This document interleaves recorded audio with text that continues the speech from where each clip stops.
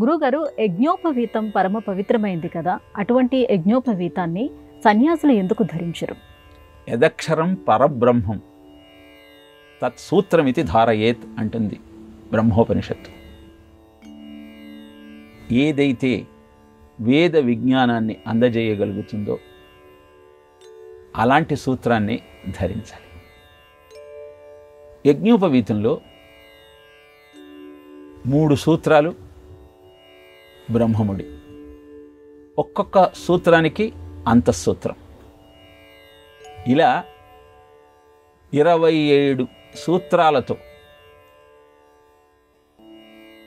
యజ్ఞోపవీతం బ్రహ్మముడితో కలిసి ఉంటుంది. ఈ యజ్ఞోపవీతము ప్రతి వ్యక్తి యొక్క బాధ్యతను గుర్తు చేస్తూ ఉంటుంది. ఓములో ఉన్న అకార ఉకార మకారాలే 3 సూత్రాలు. భూ భువి సువ ఈ 3 లోకాలే ఆ ఒక్కొక్క సూత్రంలోని 3 సూత్రాలు. ఇక 3 పాదాలు గాయత్రి మంత్రంలోని తత్సవితుర్వరేణ్యం భర్గోదేవస్య ధీమహి ధియో న ప్రచోదయాత్. ఈ 3 పాదాలు ఆ 3 అంతఃసూత్రాల్లోని 3 పాదాలు. ఇలా ఈ 27 సూత్రాలు అద్భుతమైనటువంటి ఆ గాయత్రి మాంత్ర మాహాత్యానికి నిదర్శనంగా నిలిస్తే వీటన్నింటినీ సమన్వయం చేసేటువంటి గుణ సామ్యమే బ్రహ్మముడి. ఎవరైతే ఈ సత్యాన్ని తెలుసుకొని ఆ మంత్రాన్ని అనుష్ఠానం చేస్తారో వారికి అద్భుతమైనటువంటి పరతత్వం గోచరిస్తుంది.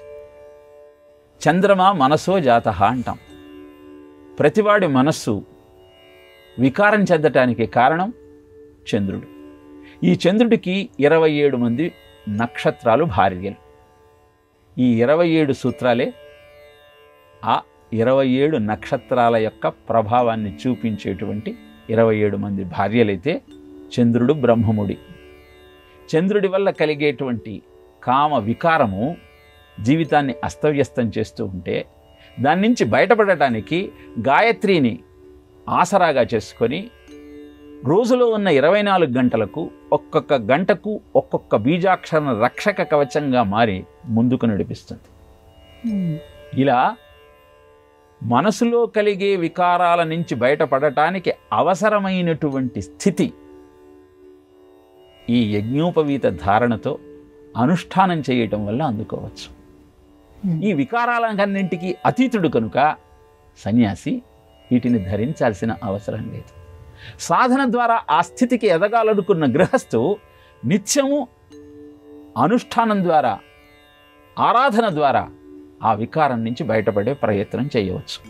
ఇదే యజ్ఞోపవీతంలో ఉన్న 3 సూత్రముల ద్వారా ఏర్పడిన 27 సూత్రముల యొక్క అంతరార్థం, బ్రహ్మముడి యొక్క ఆలోచన విధానం.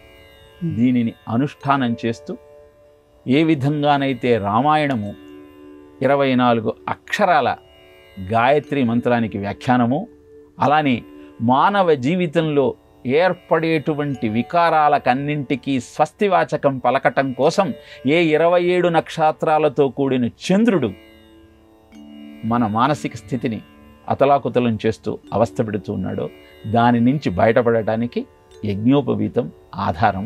ఆ స్థితి నుంచి బయటపడిన సన్యాసికి ఈ యజ్ఞోపవీత ధారణ, ఈ కర్మానుష్ఠానము అక్కరలేదు కనుక సన్యాసి యజ్ఞోపవీతాన్ని ధరించడు.